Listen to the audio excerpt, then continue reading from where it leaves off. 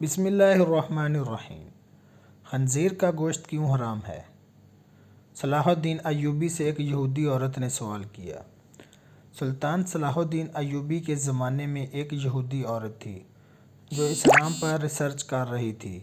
اس نے اسلام کے بارے میں بہت کچھ سیکھا، بہت کچھ پڑھا۔ ایک سوال جس کا جواب اسے کسی سے نہ ملا وہ یہ تھا کہ آخر خنزیر کے گوشت میں ایسی کیا برائی ہے جس کی وجہ سے خنزیر کا گوشت کھانا اسلام میں حرام قرار دیا گیا ہے۔ صرف یہی ایک بات تھی جو اس کو اسلام قبول کرنے سے روک رہی تھی۔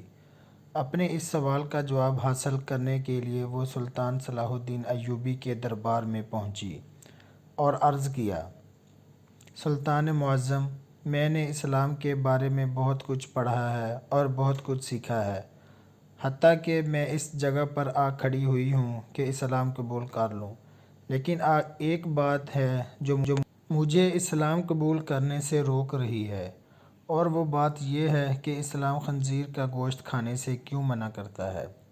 اسلام نے جس چیز کے بارے میں منع کیا ہے وہاں اس کی دلیل ملی ہے، لیکن خنزیر کا گوشت حرام ہونے کی کیا وجہ ہے؟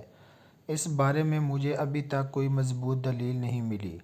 میں نے بائبل کو پڑھا تو بائبل میں بھی خنزیر کا گوشت کھانے سے منع نہیں کیا گیا، لیکن اسلام کیوں منع کرتا ہے؟ آخر اس گوشت میں ایسی کیا خرابی ہے کہ اسلام اس کو کھانے سے منع کرتا ہے؟ سلطان صلاح الدین ایوبی نے اپنے ایک مشیر کو حکم دیا کہ بائبل کی وہ کتاب میرے پاس لے آؤ جو اپنی اصلی حالت میں موجود ہے۔ جب بائبل کی کتاب پیش کی گئی تو سلطان نے وہ حوالہ تلاش کر کے اس یہودی عورت کو دکھایا جہاں لکھا ہوا تھا کہ خنزیر کا گوشت کھانا منع ہے۔ خاتون نے حیران ہو کر کہا کہ یہ کیا بات ہوئی؟ میرے پاس جو کتاب ہے اس میں تو لکھا ہوا ہے کہ خنزیر کا گوشت کھانا منع نہیں۔ یہ سن کر سلطان نے جواب دیا، مجھے ترس آتا ہے تمہارے ان لکھاریوں پر جنہوں نے اپنی عیاشیوں کے لیے اس پاک کتاب کو اپنے لفظوں سے تبدیل کر دیا ہے۔ تمہارے پاس جو بائبل ہے یہ اپنی اصلی حالت میں موجود نہیں۔ ابھی تو میں نے سرفراز کتاب سے ثابت کیا ہے کہ خنزیر کا گوشت کھانا منع ہے، اب میں اسے سائنس لحاظ سے بھی ثابت کروں گا۔ پھر سلطان نے اس عورت سے کہا کہ کل صبح خنزیر کا گوشت پکا کر میرے دربار میں لے آنا۔ دوسرے دن اس عورت نے خنزیر کا پکا ہوا گوشت سلطان کی خدمت میں پیش کر دیا۔ سلطان نے اس کو کراہت سے دیکھتے ہوئے کہا، اب اس کی بوٹی کے 2 حصے کرو۔ خاتون نے جب چھری سے بوٹی کے 2 حصے کیے تو درمیان میں سے گوشت کچا تھا۔ سلطان نے اس خاتون سے کہا کہ کیا تم نے اس گوشت کو اچھی طرح پکایا نہیں؟ تو وہ کہنے لگی، نہیں سلطان معظم، میں نے تو اس کو بہت اچھی طرح سے پکایا ہے۔ تو سلطان نے کہا کہ اب تمہاری سمجھ میں یہ بات آ گئی ہوگی کہ یہ حرام گوشت ہے۔ اسے جتنا بھی اچھی طرح پکایا جائے یہ درمیان میں کچا رہ جاتا ہے، اور جب یہ تمہارے پیٹ کے اندر تو بہت سی بیماریوں کا سبب بنتا ہے۔